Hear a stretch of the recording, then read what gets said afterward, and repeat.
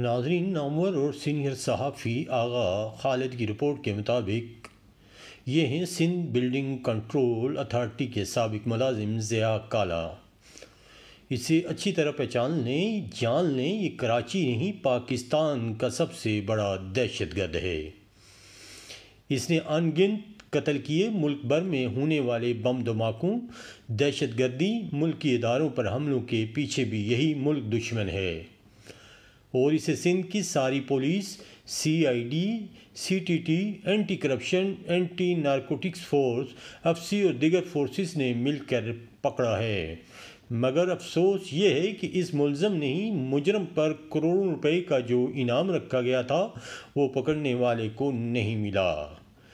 حالانکہ ان اداروں کے انتہائی ذہین اور بہادر سپاہیوں نے گھنٹوں مقابلے کے بعد اس خطرناک وطن دشمن کو گرفتار کیا تھا۔ شہر بھر میں ہونے والی غیر قانونی تعمیرات کے پیچھے بھی یہی جرائم پیشہ تھا۔ الغرض اس کے جرائم کی ایک لمبی فہرست ہے جسے مرتب کرنے کے لیے کروڑوں دیوان چاہیں۔ یہ تو تھے سندھ کی اس انتظامیہ کے بلند بانگ دعوے جو قانون سند شہریوں کو اس طرح کے فروئی آپریشن دکھا کر خوش کرتے ہیں۔ دراصل ان کے ایسے اقدامات کے پس پردہ وہ الف لیلہ داستانیں ہوتی ہیں جن کا پس منظر عام آدمی جان لے تو اسے ان سرماؤں سے گن آنے لگے گی۔ شرم تم کو مگر نہیں آتی۔ اب آتے ہیں اصل حقائق کی طرف۔ اس میں تو کوئی شک نہیں کہ ضیاء کالا کسی اچھے کردار کا مالک نہیں، مگر SBCA میں گزشتہ 15 سالوں سے کسی نہ کسی شکل میں چلنے والے سسٹم کا ایک معمولی سا کارندہ تھا، جسے 3 کروڑ کی آبادی والے 70 کلومیٹر پر پھیلے کراچی میں محض 3 کلومیٹر کے لیاقت آباد اور گولی مار کے 2.5 لاکھ آبادی تک محدود کیا ہوا تھا۔ ان دونوں مہاجر بستیوں میں 10 سالوں میں 200-250 پورشن اس نے بنوائے ہوں گے۔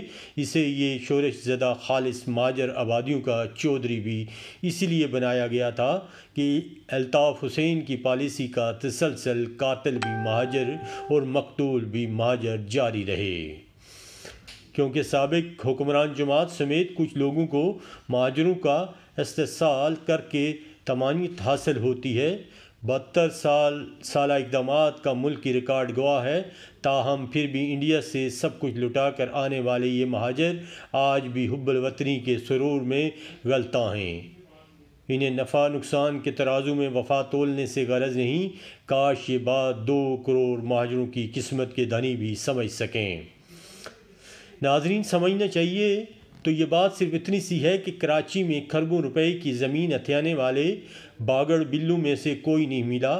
محمد علی شیخ ساری سندھ حکومت سسٹم کے شکنجے میں کس کر 10 سالوں سے چلا رہا ہے، اور صوبے میں کسی بھی محکمے کا سیکرٹری سے لے کر جونیئر کلرک تک سب اس سے معاملات طے کیے بغیر تقرری نہیں لے سکتے تھے۔